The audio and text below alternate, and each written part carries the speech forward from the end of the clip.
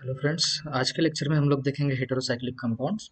इसके पहले हम लोग देख चुके हैं कि मैग्नीशियम, जिंक और लिथियम कैसे कंपाउंड्स बनाते हैं अल्किल ग्रुप के साथ। आज के लेक्चर में हम लोग देखेंगे कि जो हेटेरो एटम्स होते हैं वो साइक्लिक कंपाउंड किस तरीके से बनाते हैं। तो चलिए स्टार्ट करते हैं। देखिए, heterocyclic compounds are the compounds are those cyclic compounds whose ring contain besides carbon one और more atoms of other elements. देखिए, ये ऐसे साइक्लिक कंपाउंड्स होते हैं जिनकी रिंग में कार्बन के साथ साथ एक या फिर एक से ज्यादा एटम्स होंगे अदर एलिमेंट्स के। इसका मतलब रिंग में कार्बन तो होगा ही, लेकिन उसी रिंग में कंट्रीब्यूशन करेगा कोई ऐसा एटम जो अदर एलिमेंट का होगा। The non carbon atoms in such rings are referred to as heteroatoms. देखिए, ऐसे एटम्स जो कार्बन के अलावा उस रिंग में प्रेजेंट है उनको हम लोग बोलते हैं हेटेरो एटम। तो जो मोस्ट कॉमन हेटेरो एटम्स है वो है नाइट्रोजन, सल्फर और ऑक्सीजन। इनको हम लोग बोलते हैं हेटेरो एटम। अभी इनकी खासियत भी थोड़ा सा याद रख लेते हैं। जैसे कि आपको पता ही होगा, जो नाइट्रोजन है उसकी वैलेंसी 3 होती है, जो सल्फर है उसकी वैलेंसी वेरिएबल होगी, उसकी वैलेंसी 2 हो सकती है, 4 हो सकती है या फिर 6 भी हो सकती है। और जो ऑक्सीजन है उसकी वैलेंसी होती है 2। इसका मतलब सीक्वेंस कैसे याद रखेंगे हम लोग, पहले आएगा ऑक्सीजन, उसके बाद आएगा नाइट्रोजन, उसके बाद आएगा सल्फर। किस तरीके से, ऑक्सीजन की वैलेंसी 2, नाइट्रोजन की 3 और सल्फर की हम लोग ऑन एन एवरेज 4 कंसिडर करके चलेंगे। अभी उसके अलावा भी इनकी कुछ खासियत होती है। देखिए कैसे, ऑक्सीजन हो, नाइट्रोजन हो या फिर सल्फर हो, अगर उनकी रेगुलर वैलेंसी से वो ज्यादा बॉन्ड्स बनाएंगे तो उनके ऊपर दिखेगा हमको पॉजिटिव चार्ज। और अगर ये उनकी रेगुलर वैलेंसी से कम बॉन्ड्स बनाते हैं तो उनके ऊपर दिखेगा हमको नेगेटिव चार्ज। फॉर एग्जाम्पल, अगर ऑक्सीजन है उसकी वैलेंसी 2 है, तो अगर उसने 2 बॉन्ड्स बनाएगा तो चार्ज नहीं दिखेगा। लेकिन अगर उसने 1 बॉन्ड बनाया, इसका मतलब उसने कम बॉन्ड बनाया, तो उसके ऊपर आएगा नेगेटिव चार्ज। लेकिन अगर उसने 2 से ज्यादा मतलब 3 बॉन्ड्स बनाए तो उसके ऊपर दिखेगा positive charge. Similar for nitrogen, nitrogen ने अगर 4 बॉन्ड बनाए तो वो पॉजिटिव चार्ज शो करेगा, अगर उसने 2 ही बॉन्ड बनाए तो वो नेगेटिव चार्ज शो करेगा। According to this definition, the compounds like ethylene oxide, succinic anhydride, lactones, phthalimide, etc. must also be considered as heterocyclic। देखिए, अगर ये डेफिनेशन हम लोग फॉलो करना चाहते हैं तो इथिलीन ऑक्साइड हो गया, सक्सिनिक अनहाइड्राइड हो गया, लैक्टोन्स हो गया, थैलिमाइड्स हो गए, तो इनको भी हम लोग हेटेरोसाइक्लिक कंसिडर कर सकते हैं। लेकिन एक प्रॉब्लम है, but since this compounds are easily converted into open chain derivatives. देखिए, ये जो कंपाउंड हम लोगों ने अभी बात की है ये इजीली कन्वर्ट हो सकते हैं ओपन चेन डेरिवेटिव्स में, तो इनको हम लोग बोलेंगे acyclic compounds. And do not possess any aromatic properties. देखिए, तो अगर वो असाइक्लिक कंपाउंड बन गए तो उनमें कुछ भी एरोमेटिक प्रॉपर्टी नहीं बचती है, तो these are not considered to be heterocyclic compounds. तो इसीलिए हम लोग इनको हेटेरोसाइक्लिक कंपाउंड कंसिडर नहीं करेंगे। Heterocyclic compounds having a total of 5 or 6 atoms in the ring are by far the most important and hence discussed in detail। देखिए, अभी heterocyclic compound ऐसे कंपाउंड जिनमें जो रिंग में एटम्स रहेंगे वो 5 रहेंगे या फिर 6 रहेंगे, तो वही सबसे ज़्यादा इंपॉर्टेंट है और वही हम इस चैप्टर में डिस्कस करने वाले हैं। तो क्लासिफिकेशन लिखते हैं। Heterocyclic compounds are classified as, जो सबसे पहला क्लासिफिकेशन है वो है 5 मेंबर्ड हेटेरोसाइक्लस।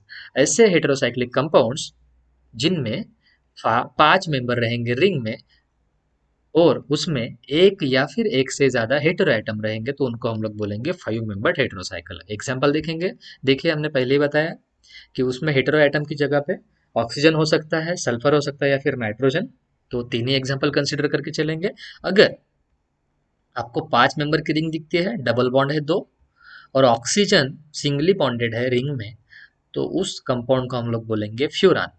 अगर ऑक्सीजन की जगह पे हम लोगों ने सल्फर लगा दिया तो उसको बोलेंगे थायोफिन। अगर उसी की जगह पे नाइट्रोजन लगा दिया तो उसको बोलेंगे pyrrole. But problem is that oxygen की वैलेंसी तो 2 हम लोगों ने कंसीडर कर ली, इसका मतलब 2 वैलेंसी सेटिस्फाइड है। सल्फर 2 4 6 दिखा सकता है, तो यहाँ पर भी उसकी वैलेंसी 2 जो है वो सेटिस्फाइड है।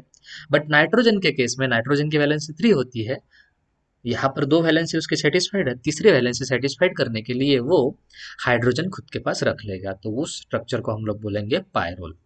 अभी यहाँ पर प्रॉब्लम क्या आती है, देखिए, ऑक्सीजन कंटेनिंग है, प्योर ऑक्सीजन कंटेनिंग है तो फ्यूरान बोलेंगे उसको। सल्फर है तो थायोपिन, क्योंकि सल्फर का ही दूसरा नाम थायो है। लेकिन अगर नाइट्रोजन अगर कंपाउंड में रहता है तो उसके 5 मेंबर अगर है, 5 मेंबर्ड रिंग है और नाइट्रोजन अगर है तो उसके नाम में ओएल ही आता है, ओल जिसको बोलेंगे या फिर अजोल बोलेंगे। तो नाम कैसे होंगे देखिए फिर इसके, अगर ऑक्सीजन के साथ नाइट्रोजन है एक पोजीशन छोड़ के, तो उसको बोलेंगे ऑक्साजोल। अगर ऑक्सीजन के एडजेसेंट पोजीशन पे ही नाइट्रोजन जाता है तो दैट इज कॉल्ड आइसो ऑक्साजोल। तो देखिए अजोल मतलब क्या होगा, ये जो सिंगल बॉन्ड वाली पोजीशन है उसके ऊपर कोई दूसरा आइटम रहेगा लेकिन डबल बॉन्ड वाली पोजीशन पे नाइट्रोजन अगर है तो उसको अजोल बोलेंगे। जैसे ऑक्सीजन है तो ऑक्साजोल हो गया, और या एडजेसेंट पोजीशन पे आ गया तो ऑक्साजोल ही रहेगा लेकिन आइसो हो जाएगा। अगर ऑक्सीजन की जगह पे सल्फर लेते तो that is called as thiazole. तो देखिए फिर ये हो गया थायाजोल, क्योंकि यहाँ पर सल्फर रखा है, डबल बॉन्ड वाली पोजीशन पे नाइट्रोजन चला गया, और अगर उसके एडजेसेंट पोजीशन पे आ गया तो दैट इज कॉल्ड आइसोथायाजोल। और फिर से अगर नाइट्रोजन लगा दिया तो ये पायरोल जैसा स्ट्रक्चर दिखेगा, तो उसको हम लोग बोलेंगे पायराजोल। और नाइट्रोजन अगर ऊपर वाली पोजीशन पे भेज दिया तो that is called as imidazole. तो ये स्ट्रक्चर में से हमको ये तीन इंपॉर्टेंट स्ट्रक्चर है, फ्यूरान, थायोफिन और पायरोल, तो ये हमको इस टॉपिक में डिस्कस करने हैं। और अगर सिक्स मेंबर्ड हेटेरोसाइक्लिक है तो these are the compounds containing one और मोर हेटेरो एटम्स। इनमें एक या फिर एक से ज्यादा हेटेरो एटम रहेंगे लेकिन ये 6 मेंबर के हेटेरोसाइकिल बनाएंगे, तो ये इक्विवेलेंट कंसिडर कर सकते हैं हम लोग बेंजीन के जैसे। तो इनके एग्जाम्पल देखिए, इनमें मोस्टली नाइट्रोजन ही होता है। तो फॉर एग्जाम्पल देखिए पायरिडिन दिख रहा है हमको, पायरिडिन में देखिए नाइट्रोजन है और 6 मेंबर दिख रहे हैं। दो नाइट्रोजन डाल दिए तो इसका नाम हो जाएगा पायरीमिडीन। यही डिफरेंस याद रखना है आपको, पायरिडिन में एक नाइट्रोजन, पायरिमिडिन में दो नाइट्रोजन एक पोजीशन छोड़ के। और अगर एडजेसेंट पोजीशन पे चले गए तो दैट इज कॉल्ड पायरिडाजिन, और अगर अपोजिट पोजीशन पे चले गए तो दैट इज कॉल्ड पायरेजिन। तो इसमें से हमको ये पायरिडिन स्टडी करना है। इसका मतलब हमको स्टडी करना है फ्यूरान, थायोफिन, पायरोल, ये तीन, और 6 मेंबर में nitrogen containing, single nitrogen containing pyridine. और इसके अलावा कंडेंस्ड हेटेरोसाइक्लिक्स भी होते हैं, जैसे दे हैव टू और more rings fused together with rings may be partly carbocyclic and partly heterocyclic. तो देखिए इसमें कंडेंस्ड हेटेरोसाइक्लिक होते हैं तो इसमें दो या फिर दो से ज्यादा रिंग्स एक दूसरे के साथ फ्यूज होती है। तो जो रिंग्स है वो रिंग हो सकती है एक तो partly carbocyclic and partly heterocyclic. इसका मतलब एक जो रिंग रहेगी वो प्योर कार्बन से बनी होगी और दूसरी रिंग में जो है वो हेटेरोसाइक्लिक कंपाउंड रहेगी। इसका मतलब अभी देखिए ये इंडोल दिख रहा है, इंडोल में क्या है, एक बेंजीन रिंग जैसा स्ट्रक्चर है, उसके साथ एक नाइट्रोजन कंटेनिंग 5 मेंबर्ड। अगर उसी जगह पे नाइट्रोजन की जगह पे ऑक्सीजन रख दिया तो उसका नाम हो जाएगा बेंजोफ्यूरान। और अगर ये दूसरी साइड की रिंग जो है वो पायरिडिन जैसे दिखती है तो दैट इज कॉल्ड क्विनोलिन। और नाइट्रोजन की पोजीशन चेंज कर दी तो दैट इज कॉल्ड आइसोक्विनोलिन। और दो साइड में 6 मेंबर की रिंग और बीच में 5 मेंबर जैसा स्ट्रक्चर तो दैट इज कॉल्ड कार्बाजोल। अभी हम लोग देखेंगे aromaticity of furan, thiophene, pyrrole and pyridine, जो हमारे इस टॉपिक में डिस्कस करने हैं। देखिए the 5 membered heterocyclic compounds furan, thiophene and pyrrole show considerable aromatic character due to the delocalization of 4 carbon and 2 unshared electrons donated by the heteroatoms O, S और N। देखिए जो 5 मेंबर्ड हेटेरोसाइक्लिक कंपाउंड्स है हमको consider करने तीन, furan, thiophene और pyrrole, ये considerable aromatic character दिखाते हैं। एरोमेटिक कैरेक्टर मीन्स ये जल सकते हैं ब्लैक स्मोक के साथ और इनकी स्मेल भी आएगी। ड्यू टू द, अब ये एरोमेटिक कैरेक्टर क्यों आया, क्योंकि इनमें डीलोकलाइजेशन ऑफ 4 कार्बन है, जिसका मतलब पाई इलेक्ट्रॉन्स है, एंड 2 अनशेयर्ड इलेक्ट्रॉन्स। देखिए इनके साथ यानी डीलोकलाइजेशन तो होगा ही होगा 4 कार्बन का पाई इलेक्ट्रॉन्स की वजह से, और दो अनशेयर्ड इलेक्ट्रॉन्स होंगे जो डोनेट करता है हेटेरो एटम, ऑक्सीजन, सल्फर या फिर नाइट्रोजन। इसका मतलब 4 पाई इलेक्ट्रॉन्स और 2 अनशेयर्ड इलेक्ट्रॉन्स, इनका होता है डीलोकलाइजेशन, और जो दो अनशेयर्ड इलेक्ट्रॉन्स है वही आते हैं हेटेरो एटम से। This forms a sextet of delocalized electrons as is present in benzene। तो इसका मतलब ये 4 पाई इलेक्ट्रॉन्स और दो अनशेयर्ड मतलब 6 इलेक्ट्रॉन्स, तो एक सेक्सटेट हो गया डिलोकलाइज्ड इलेक्ट्रॉन्स का जो प्रेजेंट होता है बेंजीन में। इसका मतलब इनकी जो प्रॉपर्टीज है एरोमेटिसिटी वाले बेंजीन की लगभग हो जाएगी। Cyclopentadienyl anion and cyclopenta hepta trienyl cation. तो ये जो है ये सारे के सारे इनमें प्रॉपर्टीज आ जाएंगे, इन अनायन और कटायन वाली और बेंजीन वाली प्रॉपर्टी एरोमेटिसिटी वाली ये हेटेरोसाइक्लिक कंपाउंड है उसमें आ जाएगी।